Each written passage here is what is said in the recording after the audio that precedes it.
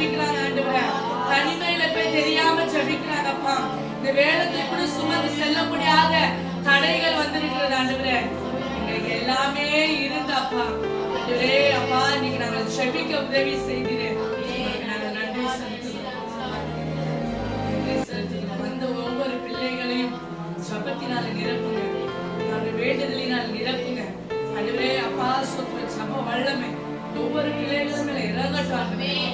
நாளில் நாங்கள் ஜெபிக்கும் போது ஒரு மாற்றம் எங்களுக்குள்ள, எங்க குடும்பத்துக்குள்ள, எங்க கிராமத்துக்குள்ள, எங்க சபைக்குள்ள, எங்க தேசத்துக்குள்ள உண்டாவதா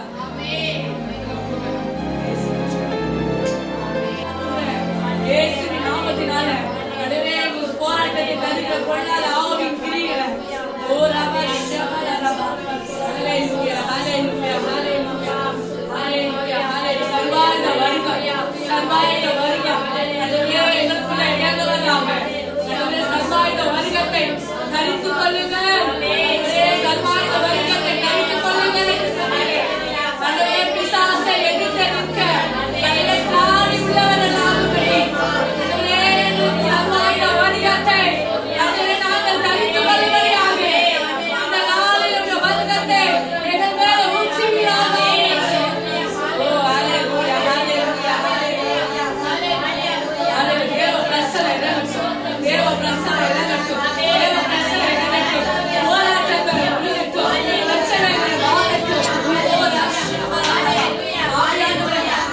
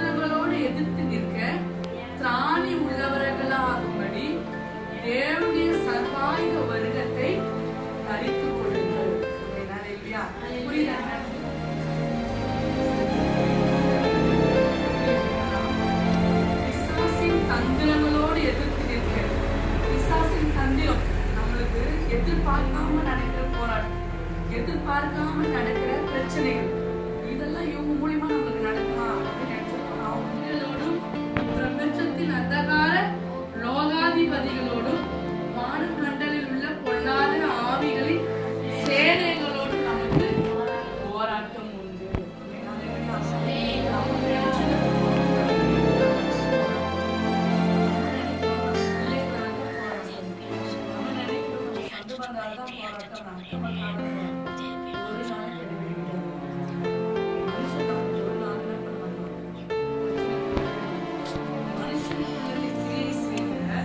துரைத்தனங்கள் நம்ம படிக்கிறோம். ஆனா அந்த துரைத்தனத்துக்கு என்ன மீனிங் அப்படின்னா, துரைத்தனம் தூண்டி விடுகிறவன்.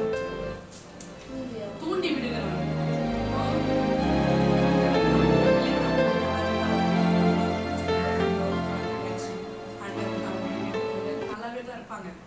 நாம இப்ப சபைக்கு வர ஆரம்பிச்சுட்டோம், ஜபத்தில் நிற்க ஆரம்பிச்சுட்டோம். விசேஷம் முடியுமா?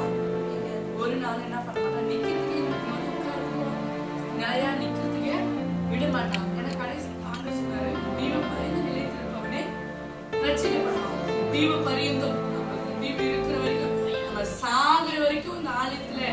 நிலைத்திருக்கிறவங்கன்னா மற்றவர்கள் நம்ம என்ன பண்றாங்க, குழப்பி விடுற ஆவினா என்ன ஆவி? துரைத்தனத்தின் ஆவி.